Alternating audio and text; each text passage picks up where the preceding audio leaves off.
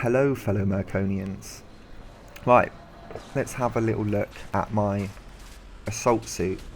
Now I've gone Caldari Assault because I've already got Caldari medium frame to level 3, so it was the option to go for. If I'd have wanted to train a different one, I would have had to have got the basic to level 3 and then got the assault up to level 3 again, so I've gone for this. But if a respec comes, I think I might change. I was quite liking the look of the Galente one, because I'm quite liking the idea of having a big armor tank and then lots of damage modifiers on it, especially for this kind of play that I'm doing.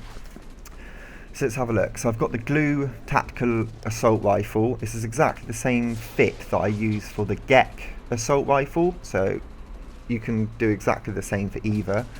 I've got the Toxin Submachine Gun, which is the blueprint, so that doesn't cost me anything, which is cool.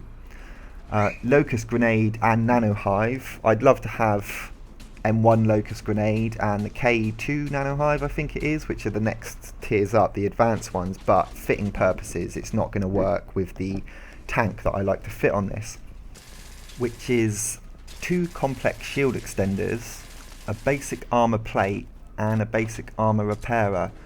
Now this is, I suppose, what you call dual tanking.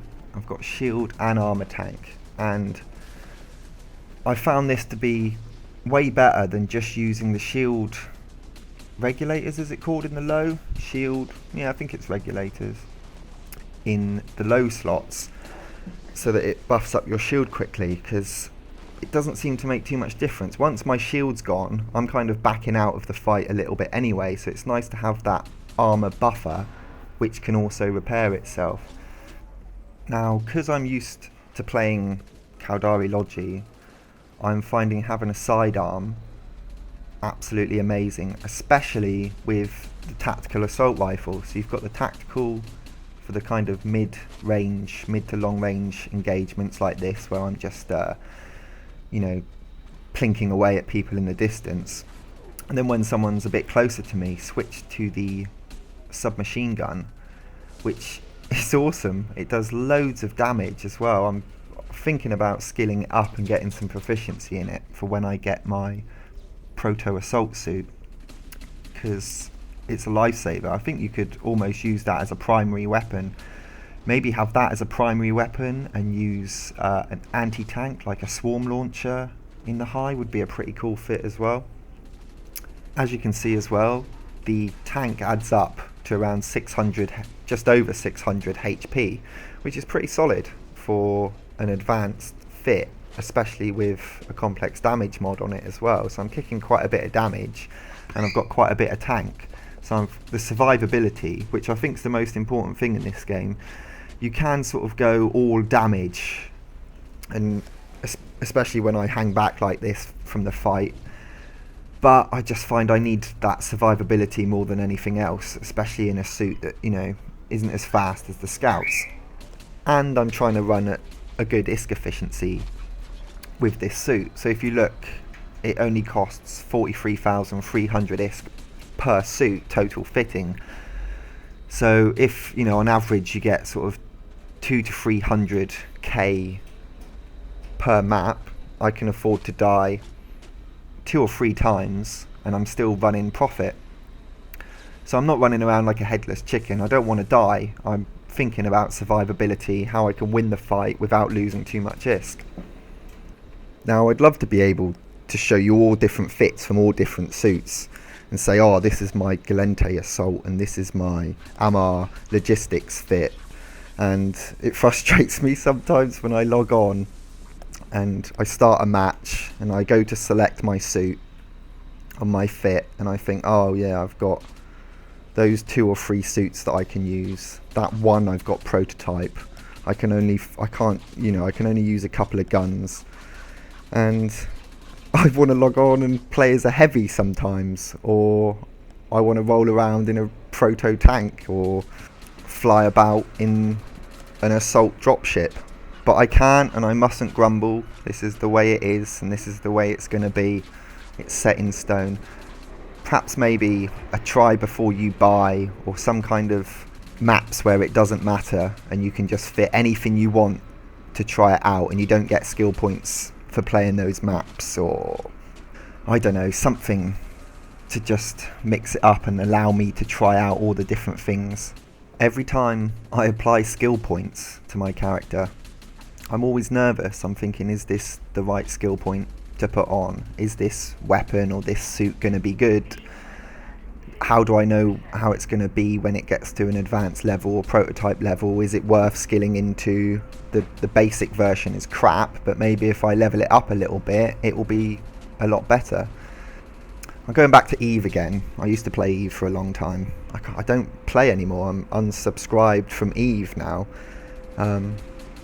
If I had loads and trillions of ISK, I'd probably subscribe again and buy Plexes so I don't have to pay real money for it. But at the moment, I just don't play it at all, so there's no point in me subscribing. But in Eve, they have a separate testing server where you can log on and try things out, and everything's like costs 1 ISK, and it doesn't affect your main account when you log back into your main account. They don't let you respec your whole skill points, or they didn't used to, but you could try out ships and fight with your mates and try things out before buying them. I don't know whether it's possible for CCP to set up a test server. I know they do it for quite a lot of other games, so that you can log on and test the patch that's coming. And, you know, that they can do stress tests and see how it's going to work before releasing it live. That would also cut out a lot of problems with glitches and things that they put into the game when it gets released, so that, you know, people can try it out beforehand, and if a weapon's massively overpowered, Flaylock, then they can see that before it gets released onto the main server. I'd like to think that they've got a pool of players that test the game before it comes out, and it's not just devs who test the game, because you have a very inward view of something when you're creating it, and to get that outside view from the consumer is the best thing that you can do for a game. I'm trapped inside my own mind. I struggle to see myself from an outside perspective, but my thoughts are my own. This makes me happy. Well, that went a bit weird. I have no idea what's coming in Uprising 1.4 and 1.5. I've heard it's vehicle related, not too sure about that though. Scouring the forums every now and again to have a little look about what might be coming, what might be updated, hear about some great new map or game type, or how PC is going to be rebalanced, or when the rest of the heavy suits are going to be put in, and I can't find it. That's another frustrating point. I just don't, everything's gone a little bit stagnant at the moment. I feel like I have to really trawl through forums and Reddit and stuff like that to find little snippets of information about what's being done and what's happening, and it should be so much more open. There should be information everywhere. Look at this we're going to bring in, even if they're not doing it for a while, or it's just ideas. And I know ideas change, and if you make a promise that you're going to bring one thing in and they don't bring it in, people get annoyed. But just tickle us with ideas and things that are coming up, CCP. Show us a nice picture of a new map that is being worked on. Or I even see posts by the CPM saying that, you know, they struggle to get the information or put their point of view across to CCP sometimes. The only real ones that I can look at to get information is Mint Chip's weekly post that outlines a few things, and also on, let me just have a little look, it's on feedback and requests, and it's about the fourth one down, feedback and suggestions, weekly updates on Dust 514 by Commander Wang. He's been taking feedback and requests and linking what ones he's kind of looking at, what ones are interesting and that they could take forward. So those are the kind of two little bits of information snippets that you get, as well as the dev blogs, which don't seem to come regularly enough, or just don't have enough content in them to get excited about at the moment.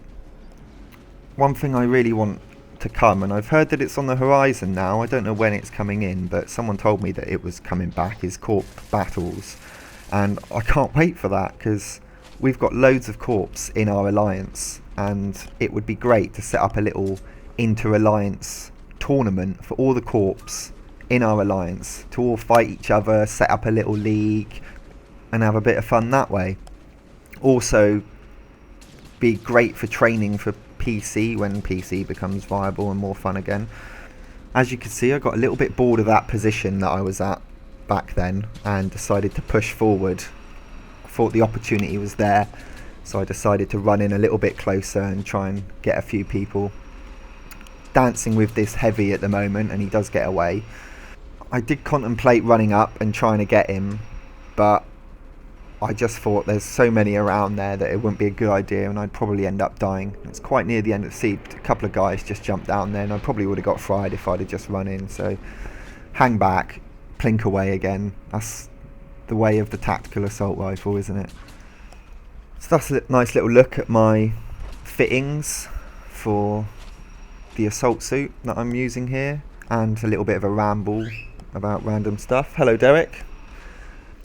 I'm really enjoying making these videos and putting them up on my YouTube channel, getting used to talking about stuff a little bit more and trying to bring things up and keep it topical about the game. The most enjoyment I get out of doing this is reading people's comments, good or bad, and replying to them. So if you're sat there watching it and you're thinking, oh, what an idiot, you should have done this or you should try that, please comment, because I love listening to what you've got to say and replying to it. It's like, you know, my own little version of the forums at the moment. And quite a lot of things I've learned about the game and things to do have come from comments and people like you telling me about it, which is awesome. If you can make one heap of all your winnings and risk it on one turn of pitch and toss and lose and start again at your beginnings and never breathe a word about your loss, if you can force your heart and nerve and sinew to serve you long after they are gone, and so hold when there is nothing in you except the will which says to them, hold on. If you can talk with crowds and keep your virtue, or walk with kings nor lose the common touch, if neither foes nor living friends can hurt you, if all men count with you but none too much, if you can fill the unforgiving minute with 60 seconds worth of distance run, yours is the earth and everything that's in it, and which is more, you'll be a man, my son.